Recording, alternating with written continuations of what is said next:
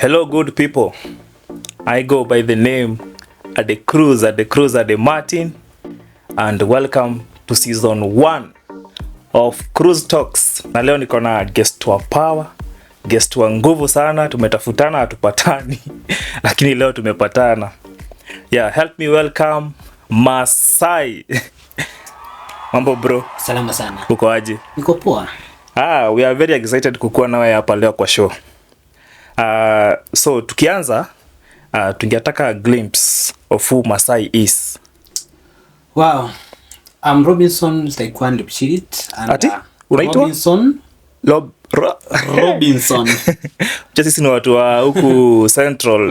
R na L Inaeleweka. Zinatuleteanga kashida. So umesema unaitwa Robinson Taekwondo Lepchirit. Yes. Aha. People know me as Maasai simply because I've been interacting with students outside here at the school, and actually that's why they always call me Maasai. Oh, I thought Maasai ni jina yako. Actually, many people refer me as Maasai simply because I do a lot of businesses. But I think Maasai ni watu wenye huwa wanauza honey, kuuza dawa.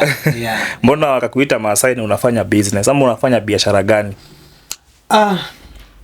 You see, initially, you know, when you come up in such environment, and you are from Maasai land. Which environment? See, Samburu. Oh, you are a Samburu? I'm Samburian. And actually, the name Taekwondo means change. Change. In fact, it means changing. Changing the environment. Yeah, changing. My color, my appearance, my melanin. When I was young, I was so brown. Then as time goes by, it keep changing. So you became dark. Yeah. So as you as you grow older, you will become darker. Yeah. So after hapa, in the next 5 years utakuwa unakaa makaa. Because you are brown, now you are a little bit dark. Now you'll become more dark and slim.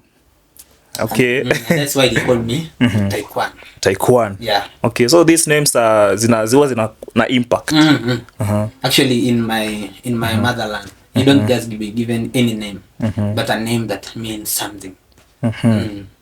So wacha tujue kidogo kuhusu your background. Ulizaliwa wapi? Venye umegrow ukakuja primary, high school, sasa na mahali umefika sasa. Wow. So I was born in 1998.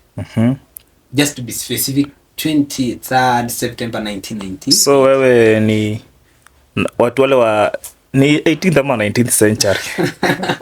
Yeah, but actually, yeah. 19th century, yeah? 19th century. The late 19th centuries. Yeah. So I was born in a place called Olonyiro in Isiolo County. And I grew up in a place called Ntepis. Iko bado iko tu Isiolo. So I went a nearby school, primary school by the name Robert Sherek. Then due to a lot of challenges, I have again to transfer from Robert Sherek going to Nairobi, where my brother was working. And that's how I found myself in a school called Nakel Primary School. Nakel? Yeah, which is found in... Is it a Samburu school? Juu nimesikia za Isiolo zinaitwa Lobayan. Sasa nasikia pia Nairobi kuna shule inaitwa, umesema inaitwa aje? By the way, when I say Nairobi, I'm not meaning that exactly the city. But whenever you come to these areas, people refer you, we jamaa ameenda Nairobi. So I went to Kajiado. Oh, so see Nairobi. Yeah, Kajiado. Okay. So I went to school Nakel. Then I went through school Nakel, then Faith Christian. Then from Faith Christian I joined Ongata Senior, which is found in those are 5 schools just in primary. Yeah, no. Ongata Senior is high school. Oh, it is high school. Yeah. Okay. So that's how I finalized. So ulimalizia high school ulitransfer ama? I just Ongata Senior and then I finished there. Then I came to Murang'a University of the Technology. Murang'a University of Technology. Yeah. So hapa Murang'a University of Technology unafanya course gani? Mimi nafanya development studies with IT. And I'm 3.2 now. Yeah, 3.2. Wow, that's awesome. Maasai, recently you were vying for presidency for Murang'a University. Tukianza, first of all, what inspired you to vie for presidency? It is the challenges. Which challenges? I found students are going so many challenges. They're going through so many challenges. And I felt when I go to be the leader of Murang'a University of Technology, I'm going to address these challenges well. And also, I'm tired of this norm. Every leadership, there is betrayal in campus. Whenever you have given a mandate to lead people, you're always there to betray them. And you don't bring impact. You see, leadership is not just going and putting on suits, sitting in the office, but it means the creativity. Okay, can you describe for us what is leadership? According to me, leadership, because there is people who are behind you and you're leading them, showing them the way. And in the due course, you have to impact their life. You bring changes. You bring changes. You bring changes. And you say, ulikuwa umeongea mambo kuhusu na change. Yeah, change. And actually, that's what I like mostly. So, ulikuwa umeniambia changing. So, unaweza fafanua which type of change? Of course, positive one. Which, like, go deep. When I go deep. Like, ufafanue zaidi. Yeah. When I go deep, deep, when I came to this, came to this world, there's a lot of changes that I have undergone. I as a person. Also, when you find yourself in any environment, you have to do some changes. For instance, when I came to Murang'a, I'm in Nairobi, I decided to live life of spear. Nairobi Kajiado. Yeah. When I came to Nairobi with this purpose of education, you see, when I was there, the one thing that I was looking up to is to be a Moran, killing lion, joining my age set, going and defend the family and the community. But now when I change this environment, I have also to change my way of living. When I came also here in Murang'a, I have to change and adapt the environment. And also when I go to Mutso, if I could have gone to Mutso, I have also to change.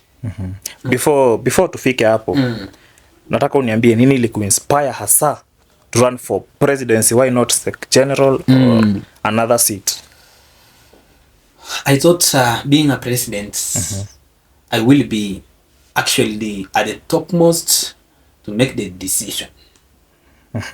And I came to realize people are going astray simply because of the decision are being made. But I want to be at the topmost point of making these decisions. I wanted actually to talk with DVC directly so that I can address some of the issues when we are in the panel and even addressing them one-on-one.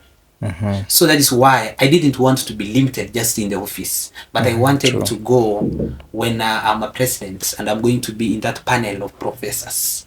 I also believe in with myself something that it matters how you express yourself. And I felt that I'm good to express myself to make this administration to understand is that actually there is something that this young man is saying that's going to benefit not only students but also the school. Okay. Yeah. So how did you prepare for the campaigns? I prepared adequately. One thing that I did initially 1 year before, I have been doing this business of second hand, and due to challenges, I came up with something we call comrade emergency credit and savings, whereby I decided to Maasai, wacha nikucut short hapo, tutaenda later. Nataka hiyo tutaongelelea in deeper details. But now just preparation of my election. Firstly, I have collected enough information about the challenges students are going through. And with my manifestos, I have addressed all those challenges.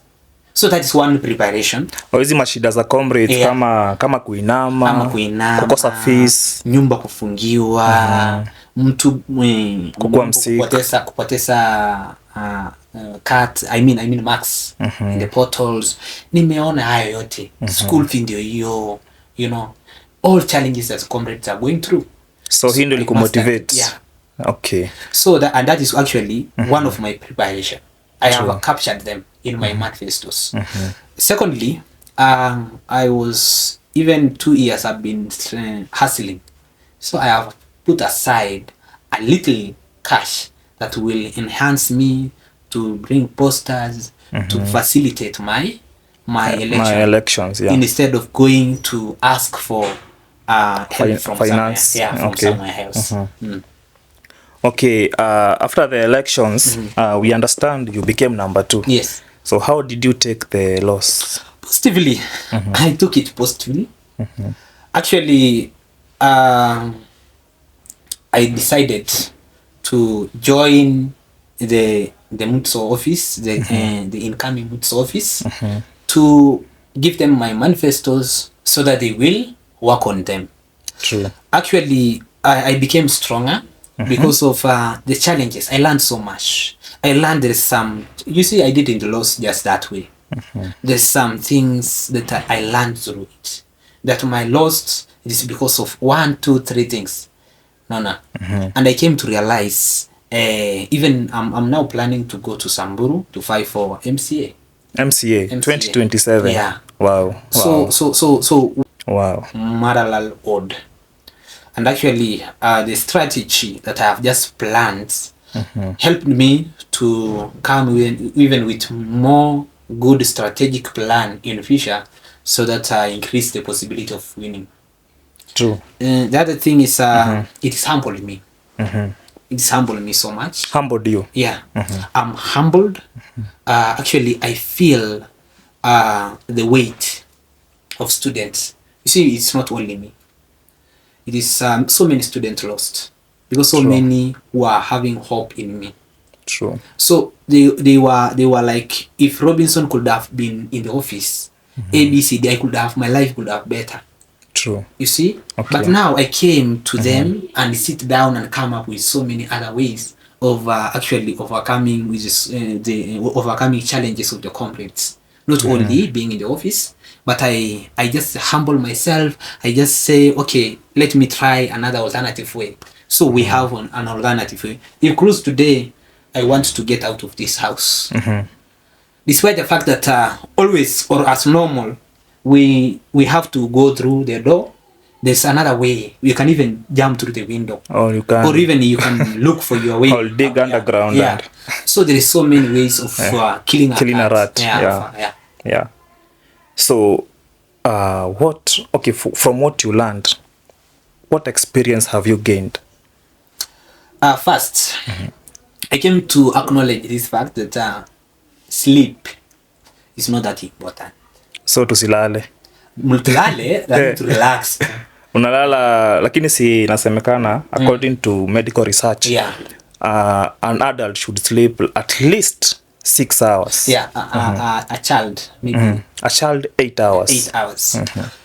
But me, what I am just saying, according to my experience, not only in this politics, but elsewhere else, because in general life. Yeah, when I was in Nakel, I used to work as a washerman.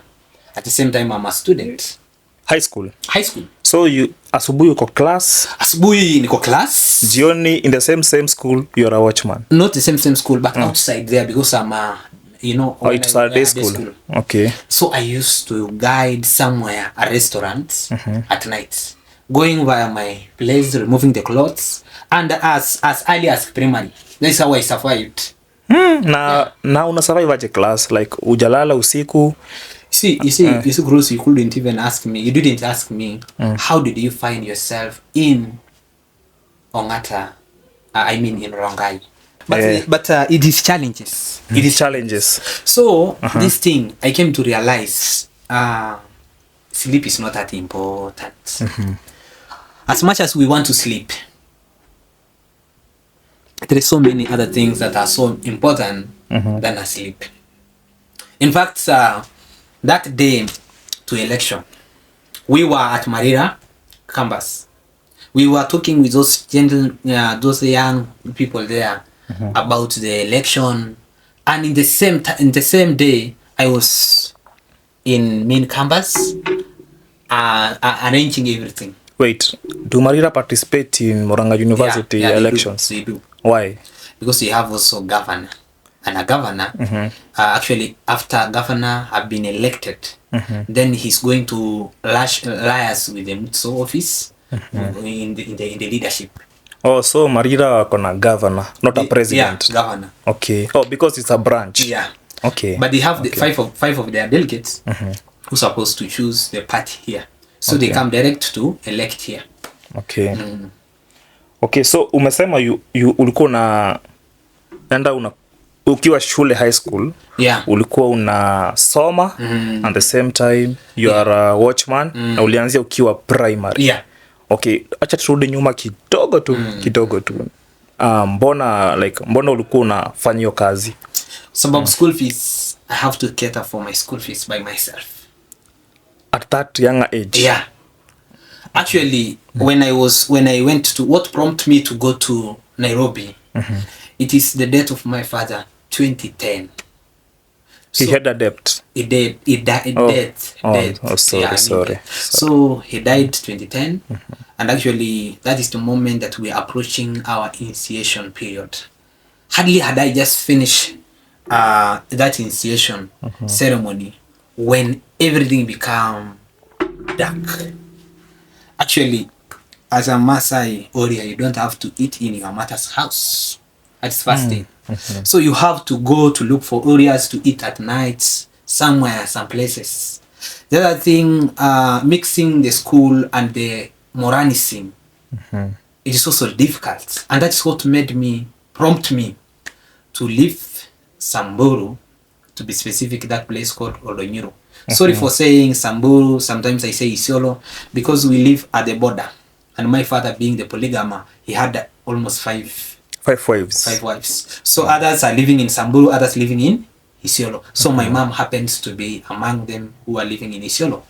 So, but I used to be in Samburu, Isiolo, moving with the kettles, shifting one place to another, looking for pastures. Ulikuwa una hard? Yeah, actually, and that's why I delayed to go to school. Now, as a member of the Samburu tribe, tunasikianga although hatujai witness, sio kama ni ukweli ama inakuwa propaganda.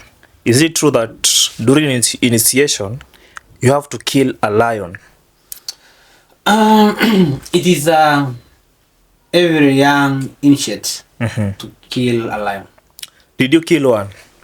I've been dreaming. I'm trying. Looking for the lion, and I wish I could have killed one. Why? But sinasikia kwa lions ni mingi, wanyama wa pori ni wengi. But not lions. Because actually, if everybody is targeting lion, to kill a lion to raise your status quo. You see now when you kill a lion, and you see lion in our place is the most fearless animals. The king of the jungle. So once you kill one, then you earn respect from your edgements, and even everybody now testify that you can able to defend them. So killing a lion is just proving that you can defend the community. So though I didn't, because I didn't have enough time to be in the, if I could have been, I've not gone to school, I could have killed several of them now. Because chances of killing them is so high. Kama ungekuwa bado Isiolo. Kama ningekuwa huko. Okay. So the one thing that bribed my rights, my rights of killing killing lion, of even defending the community, or even marrying now at my age, is the school education. And that's why I told you I have to adjust to the environment. True. I have to know that in our place, women, a woman, madam, a female teacher beating you is not allowed. Okay, it is allowed, but it's not something that you are going to tell the people. Okay, teacher so and so punch. Unajua mali nilikuwa nasomea high school, ni witness hii. Yeah. There was this classmate of mine, alikuwa Maasai. Alienda kuchapwa na mwalimu wa chemistry. Alisimama hivi akaambia mwalimu wa chemistry, ukiniguza tena wewe. But that guy, he was a Maasai. He was feared by the way. But walimu alikuwa anaelewa traditions zao. Alikuwa anasema haizi chapwa na mwanamke. So when I came to Rongai, I have to change. And also the other thing is I have to socialize with people. And like when I was in Samburu, I have just to socialize with my age set. Now that I have to socialize with men, with ladies, everybody. Yeah, and actually, so what inspired me to be in Mutso Council is I feel I can able to address these problems well. True. Not only banking the tables. True. But sitting down and negotiating. I believe with negotiation process. So you still believe that the opportunity is still there to serve the comrades? Yeah. And actually, that's what I'm doing. So in Nasemangwa, the sky is the limit. Yeah. That's very motivating. Okay. So currently, Maasai, nyuma kidogo, during campaigns, watu walikuwa nasema dawa ni Maasai. Okay, ilikuwa inamaanisha nini? Dawa ni Maasai simply because student knows that I know their challenges and I have the solutions. Unajua mimi mara ya kwanza vile nilikuwa nasikia dawa ni Maasai, nilikuwa nadhani unauzanga dawa. Hapana. Sasa karibu nikuulize kama uko na asali. Hapana. People misconceive the fact that I have the solution to their challenges. Okay, sasa elections zimeisha sasa. So what are your future plans, Sai? One, I want to chip in economics or financial crisis. That is the first thing. Financial crisis, yeah, and economics. Yeah. Okay, for comrades ama in state? Of course for comrades. Because if you could have just studied my move very keenly, then everything is comrades. Comrades. Shop. Comrades. Grades and so I'm always center of comrades. So I can see that passion. So saizi ni nini unafanya yenye maybe ita impact comrades positively? One, I decided, now I know the issue of deferring. Many students are deferring simply because they lack 5,000, 10,000, or even 2,000. And during that time of closure of the school portal, then you have no other alternative. Then you have just to admit that you are going to defer for the next year. And maybe, perhaps, you have paid a half of the fees. The second sum. So you see now they will also count as afresh. And I felt not being in the home, so only I can solve that, but even outside. So how are you planning to solve that problem? Utawalipia fees ama maybe kuna mahali utapea kazi, wanafanya kazi, wanalipa fees. So what is the strategy? Initially, when I came to Murang'a, when I was in first year, I was sleeping in a triangular room. You know the rooms in White House.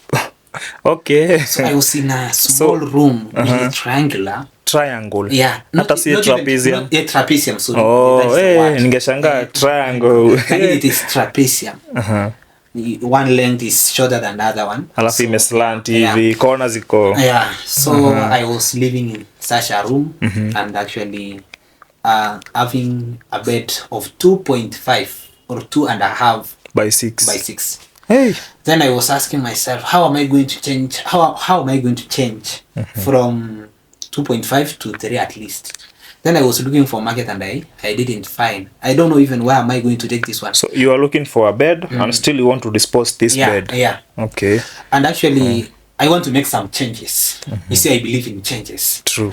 So you want to change from a small bed to at least a bigger one. So on that point, we were approaching the long holiday period, like right now. So before you get the answer, we have done with a semester. I went to Samburu, and then the landlord keeps calling me, hey kiongos, school nini, ulikuwa umeacha vitu kwa nyumba. Nimeacha yuka that small bed together with my gas and also my small things, nothing else actually. So they told me you have to pay half rent. I have full rent. How much was the rent? It was 3,500. So I have to pay 1,750. So then when I came back, I paid like 6,000, not even 6,000-7,000 for the 4 months. For 4 months. Okay. Then that thing pained me. So I decided like, okay, let me do this. Let me shift from there, and I'm going just to look for a room. Another place. Yeah. So I was asking myself, how am I going to change the 2.5 bed? And I ask myself another question: how many people are going in the same situation? So that's how I came up with Comrade's storage shop. I'm a Comrade storage then.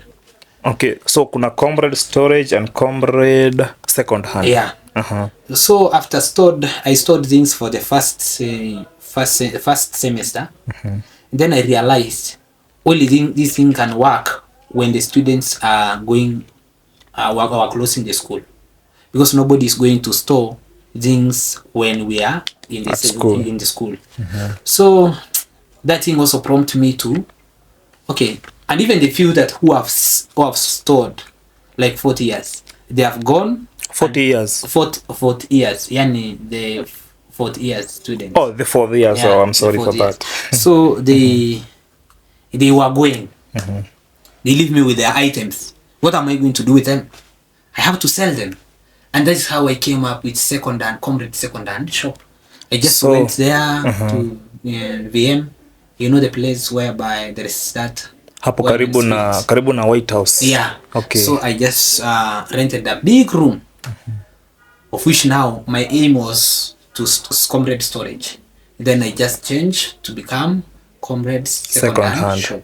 So does it serve the both purposes? Then. Oh, now it's just a second-hand. It is still serving, but you see now I've shifted from that place storage to a bigger place. Okay. Yeah. Okay, so Maasai. Yes. So I didn't finish. So okay. Progressively, also I came across another challenge. You being close to my best friend, and actually the school portal is being closed tomorrow. Why? Maybe because of time. The deadline is coming. School. Maybe we are now. We have to. Deadline is coming for registration, for paying fees. Yeah. So you have to look for all ways to pay that school fees. Even if it is this laptop, you don't even care.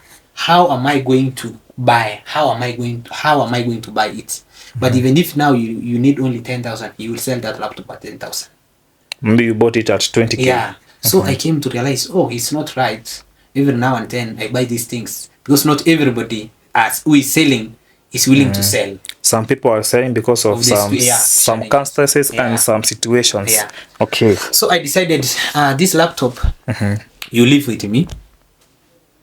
I will give you the money, but I will give you up to 75% of the value of the laptop or the asset that you are pledging. Oh, okay. If the collateral is worth 1,000 shillings, I'll get a loan of 750 shillings, yes, which is equivalent to 75% of the value of the asset. True.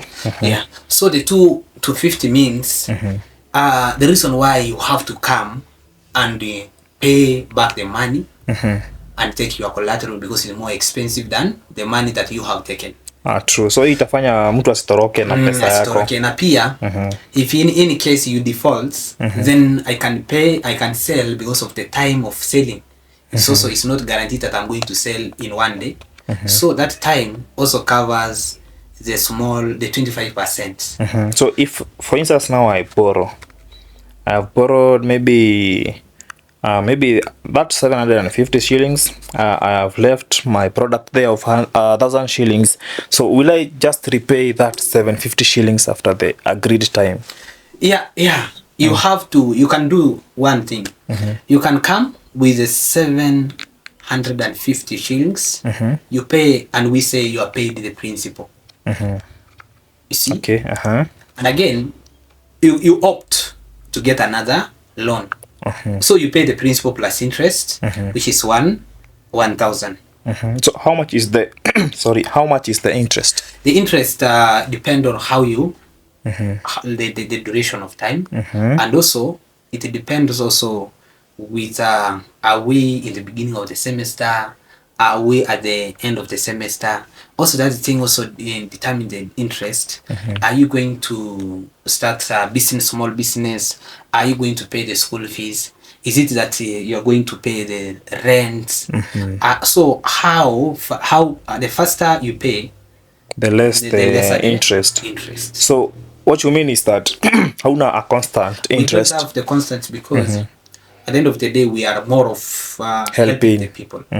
It's not that we want to make the profit. So ninakuja tunaongea and we agree on the interest. Yeah.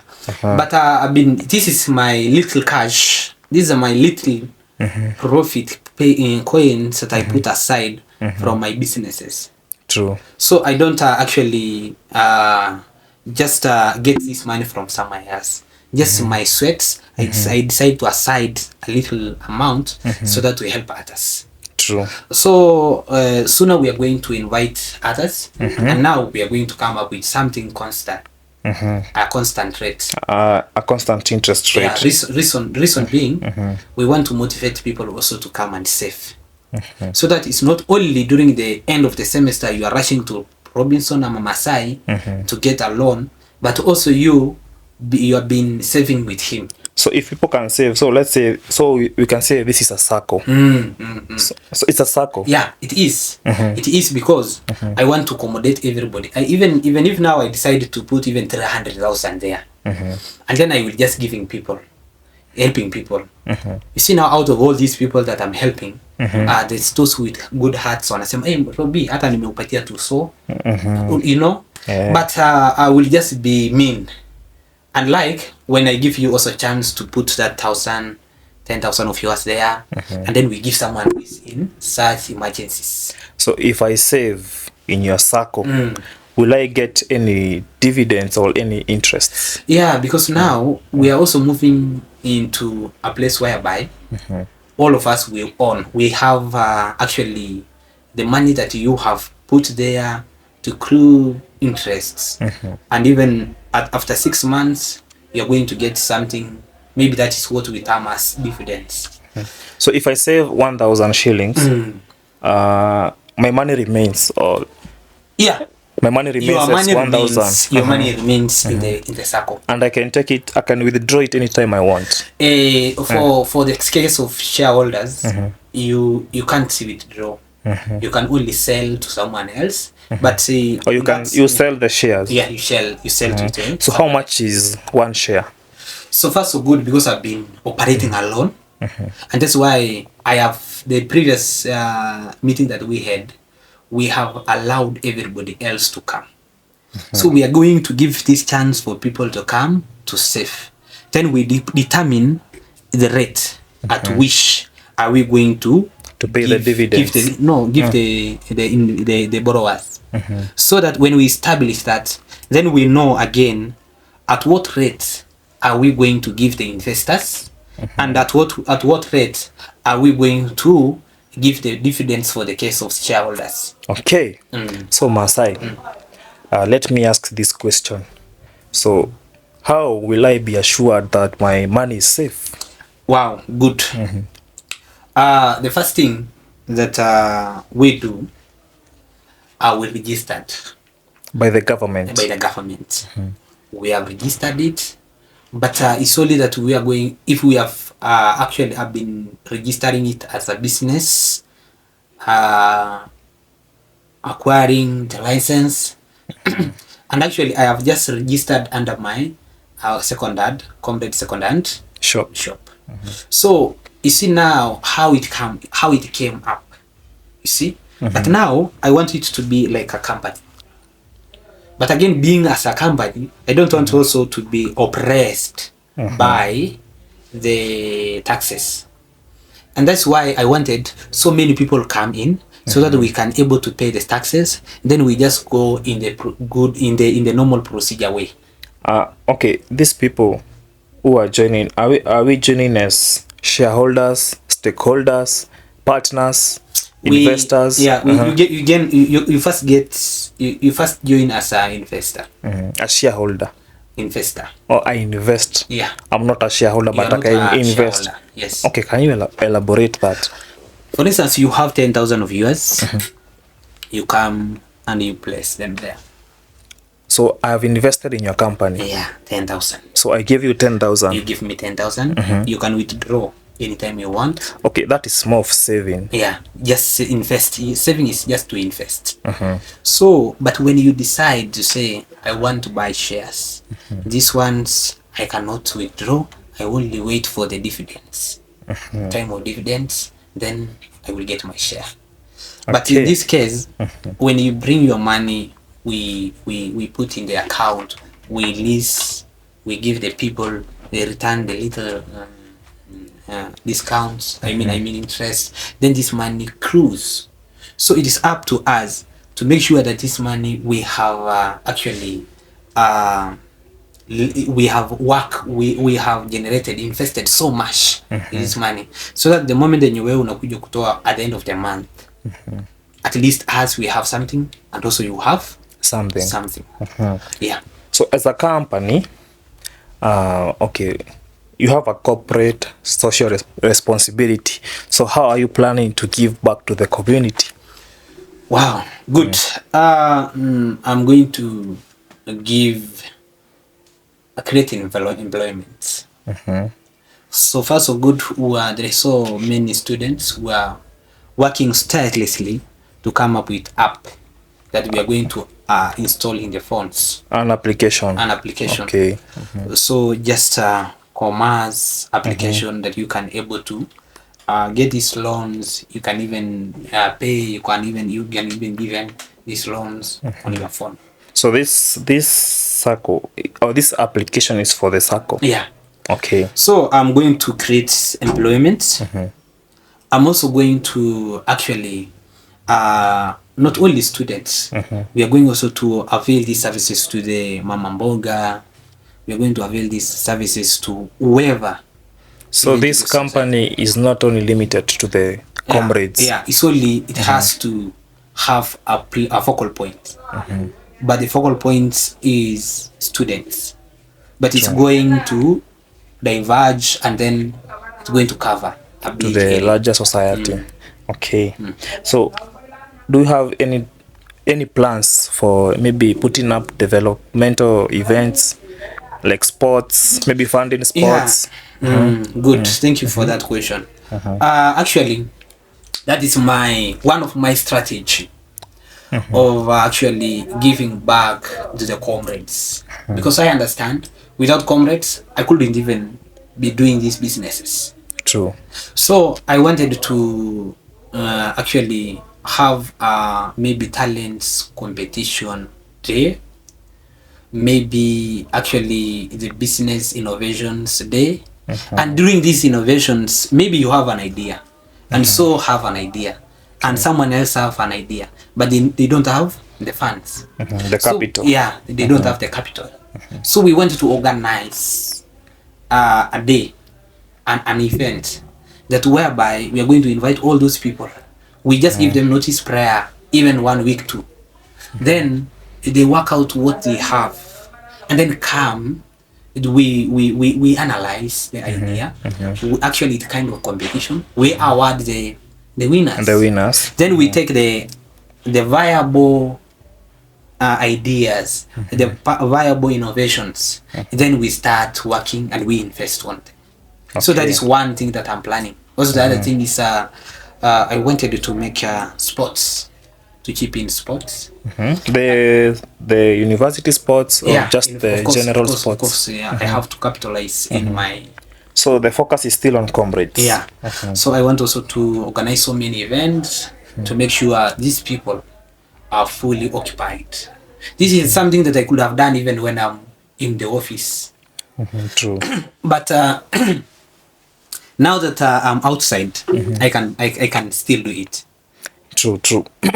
So Maasai, currently, have you registered any students in your company? So far, I have like 6 of them. 6. And what is your target? My targets, actually, I have at least more than 50 students next year working and receiving payroll, receiving money from me. Working for your company? Yeah. And actually... That's awesome. Okay, maybe you can touch just a little bit about your company, rules and regulations. Yeah. One, for you to be given this money, because actually this money, someone else could have given you. But the problem is, are you trusted? And those are the moment that I mastered the measures of leasing out the money, then I found it is easy to help the people. And one, you have to be a student. A student. Sorry. Yeah. You have to be a student. You have to be a student. What about the Mama Mboga akitaka your loan? Mama Mboga, I told you it is just the focal point is now we are still in the start of our company. Okay. So I started with students. And one, you have to be a student. Because I didn't, don't forget also I'm a student. I don't want to involve myself with a lot of drama there outside. True. So, the moment when you fail, then I can able to trace you. I know where you are. That's why it is easy for me to work with students. Because students can give me a student ID. So being a student, you have to prove me by having student ID, national ID, and then you have to be known in the school that you are in that school. So when you come, those are the details that I need. Secondly, so in short, synchronizingly, I need your details. Thirdly, because I said you need, actually, you have to be a student. Secondly, I need your details. Thirdly, collateral. Yeah. You pledge something. So that in any case you fail to pay, then we sell the collateral. And in many cases that students comes and pay. And even some come and tell me, okay, I've signed. Because there's a place for signature. I've signed that you are going to sell it. Oh, so lazima student agree. So agree don't just sell the way it is. If I don't pay, you come and sign. There is agreement. But we don't just do it that way. We also give you another time, another 1 week. You come also and sign. We involve even the school. We even involve the school council. We go even the police. You see, this thing is under witness. Yes. So that when we come to, okay, you are going to sell. So also it's something that people have witnessed. So you have to have actually collateral or a pledge. Yeah. Okay, Maasai, that was very awesome. Na sasa ningetaka utuambie tu unajua tujaongelea sana kuhusu sana. Tujajua sana who you are. Venye tumekuja tukawa tumepitia tu through. Maasai, ulijipata je Murang'a University first of all? Kwanza to start to answer that, I found myself in Nairobi simply because of the challenges I went through. True. And then I worked so hard in primary school until I get the scholarship in Ongata Senior. Wow. So I got scholarship, I studied, and then I passed well. I found myself in Murang'a. How? Did you know Murang'a University before? Under the COOPS. So you applied, you chose Murang'a University? Yeah. I chose. Unajua nasikianga watu wakisema ati mi hata siku select hiyo, nilijipata huko. No, I chose because actually my course, I wanted to do development studies with IT. I wanted actually to do development studies. So that once I'm done with this course, I'm going back to come up with CBO, registering it, and then starting impacting people there in my place. True. Because one thing that you also witness, there is insecurity, there is food insecurity, there is actually insecurity in the place as we speak now. And the drought. And there is also illiteracy, there is also climate changes, there is so many things underdeveloped. It is underdeveloped, there is poor infrastructure, and you see, healthcare. I have a lot to go to do there. So I wanted a business that links me directly with the people. Okay. And that is why when I came to Murang'a, I don't even wait to go to Samburu to develop there. Let me first start where I am. And the people that I'm going to address is the people that we are sharing the same culture of education. And those are students. Wow. Yeah. So Maasai, you have not mentioned, you had a political party called CSA. Yeah, CSA, Comrade Super Alliance. Comrade Super Alliance. Yeah. You had your team. So can you tell me a little bit about your team? Where are they? Actually, my team is still around. They are in Murang'a. You see now, that team is comprised of students. Some of them perhaps now they are having classes. Others are doing businesses. So, Comrade Super Alliance, actually, I decided to come up with that name. Because it is comrade, and you know what is super, and you know what is alliance. Alliance mean, coming togetherness, and also super is something that we did. We did in a different way. So even the people that have allowed them to join me, they are super. Okay, how are they impacted by the loss? Of course, some of them they have encouraged, like me. And others just like human being. They are still bado hawajakubali. But you see, at the end of the day, some of them actually telling me if you could have do this and that, you could have won. But actually, what I believe, because most of them they have life ahead. You see, there is always life after even campus. True. There is life after politics. There is life even after getting out of this one. There is life after everything. True. So we sat down and I called them and we have talked and we have said that actually we accept, but how are we going to accept it? See, we are using our challenges as an opportunity for success. True. And actually that is what my team is doing. Actually, a guy by the name Jibril is going to come. A guy by the name? Jibril. Yeah. Oh, that is Jabir. Yeah, Jabir. Oh. So Jibril is going to come. Not Jabir, Jibril. Oh, there's Jibril. Yeah. So he's going to vie for the next year. It's from the engineering department. We are going to support him. Yeah. Maasai. Let's go to the current state politics. What is your stand on this issue about LGBTQ? Wow. Do you support men marrying men, women marrying women? Imekata. So, where I come from, you don't even mention LGBTQ. That is irrational in my place. That is when you say such word, it's like you are marrying a man, having that thoughts. It is evil. No. And actually, where I grew up, I don't agree.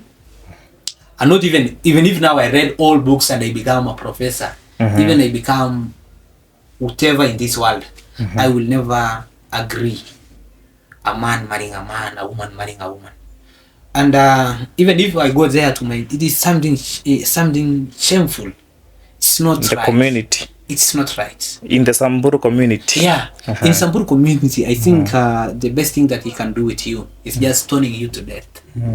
because now that thing is not acceptable in So our it's culture. just It is a taboo. It is something that can even follow you up to your children and up to your grandchildren, and it will just wipe all of them because of the myths and misconceptions that we have. But that is, I feel that is a reality. Yeah, we don't entertain that. Okay, Maasai, I'll ask you a question here, just a general question. Yeah. Would you rather have the ability to see 10 minutes into the future or 150 years into the future? Of course, 10 minutes. 10 minutes, why? Because in 10 minutes, it's not a matter of time. It is the matter of how the results you bring. How are you impacted, your life and the people around you. True. So it's not, even if now I'm going to be a leader for the 27 years and impacted nothing to the society, then I don't think I'm the vanquish. I'm the failure. So impacting, or even rather when I joined to school, I said, I'm too late. I don't go to school. But I came to realize, it's not a matter of time. It is a matter of the little time that you use and you impact the society. True. Yeah. Okay, that was very awesome for today. Thank you very much for tuning in. We'll be here next for for episode 2. Thank you guys and peace. Thank you. Welcome.